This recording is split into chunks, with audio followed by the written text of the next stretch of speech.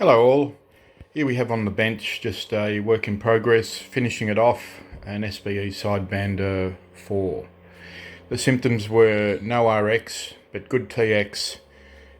Worked on this radio for a while now and I'll show you where the issues were resolved. So in and around the noise blanker A&L alignment areas, there is quite a few through-hole wires here, another one on the other side. An amount of, here we go, small ceramic caps and diodes. And where a lot of issues arise from are the solder pads down here on the through-hole board. There. Just on this side, I think here, and down here. Alright, so it got me a bit stumped last night because I've done all the dry joints on this radio. It came from America. I suspect a cold climate or a wet climate. And we had issues with other people being in this radio, which took a bit of time to fix, and ended up finding that the jumper that went from the VCO side alignment across to this side was actually just sitting connected by a few strands of the woven strand. So that took a while to diagnose, and I sorted that with someone else's help as well. Been through all the board, fixed up all the cracks here, fixed up the dissolved tracks that other people have caused. As you can see, I went over this. I spent late last night. All the red areas are areas of major work. So what did I do? This area here didn't come up as the problem area. What I did was work on the audio amplifier section here, the transistor, sorry, the amp, which was a 2SD187, replaced that, which is what these, 1, 2 and 3 connectors, there's one pad under there. I put a bit of, this area gets hot when you're using the iron, and the ground cable that connects from here to here tends to get damaged a bit. Originally it was factory, they had the brown fiberglass, so this is just white fiberglass sleeve. Alright, so replaced the HA1339 with a HA1339A, which is a slightly smaller audio IC. Went through and desoldered, resoldered, pushed pads down. Audio started to come back and then it disappeared. Come back, disappeared. So I started working on this area here.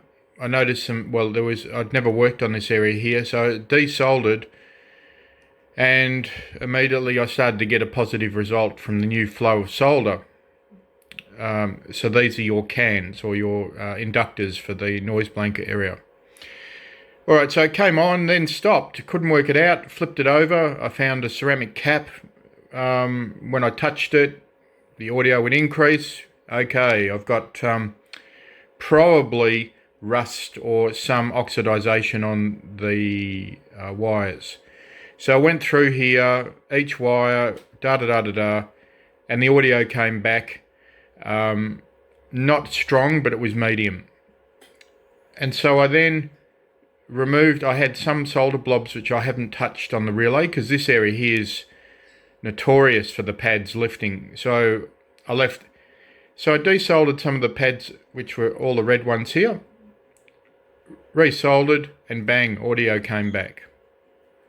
Alright, so it wasn't one, it was a sum total of all. Okay.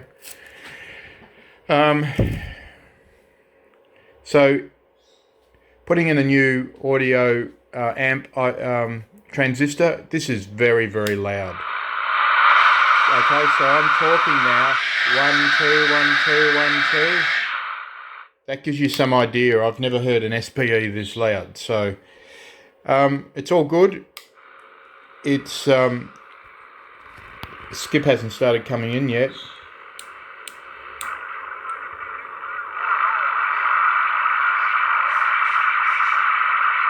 S5 noise.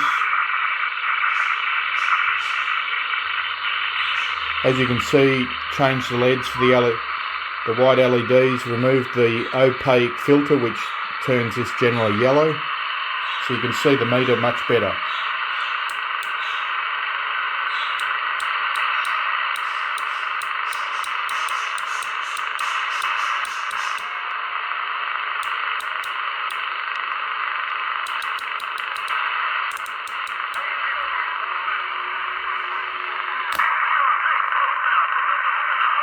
The yanks coming through on channel 6.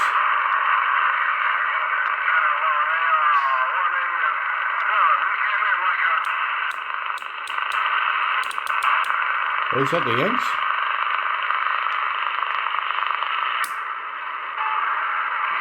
See how good the noise limiter is?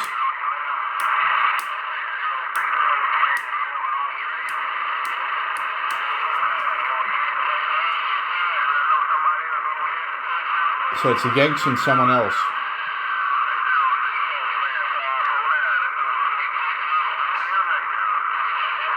Doing 3,000 watts. Hear that? Gee. Wow.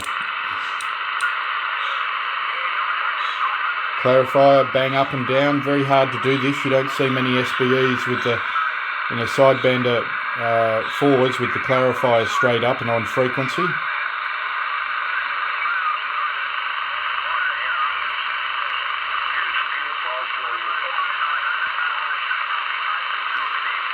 Now this is into a beam not designed for this band.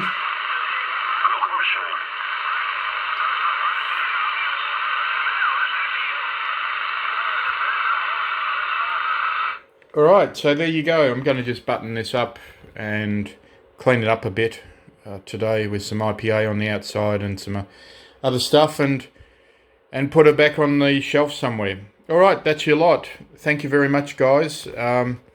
Sorry, I'm not going to be around for a bit. I'm taking a break, from YouTube and social media for a couple of weeks. I'm not in a good place. All right, guys. Thank you.